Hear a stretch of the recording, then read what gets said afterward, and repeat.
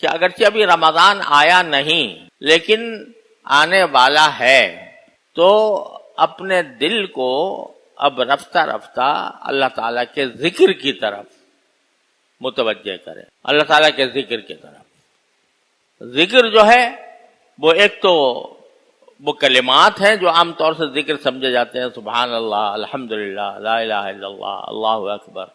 لا حول ولا قوۃ الا باللہ العلی العظیم۔ اور ویسے ہر وہ کلمہ، ہر وہ بات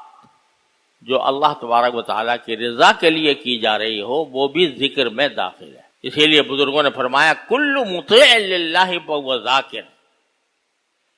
جو بھی شخص اللہ کی اطاعت میں کوئی کام کر رہا ہو، چاہے تجارت ہی کیوں نہ ہو، لیکن اس نیت سے کر رہا ہے کہ اللہ تبارک و تعالیٰ کی اطاعت کے ساتھ کروں گا، کسی کو دھوکہ نہیں دوں گا، کسی کے ساتھ بد معاملگی نہیں کروں گا، خوش اخلاقی کا اختیار کروں گا اللہ کو راضی کرنے کے لیے،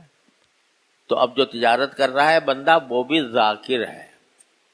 کل مطیع للہ فہو ذاکر۔ تو اب اپنے آپ کو ذکر کی طرف زیادہ سے زیادہ متوجہ کرنے کی کوشش کریں۔ تو اس وجہ سے یہ کام تو ابھی سے شروع کر دیں رمضان کی تیاری کے لیے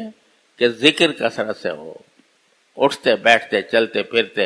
اور ذکر میں یہ دعا بھی شامل ہے، یا اللہ رمضان آنے والا ہے، ہمیں اس رمضان کے صحیح حقوق ادا کرنے کی توفیق عطا فرما۔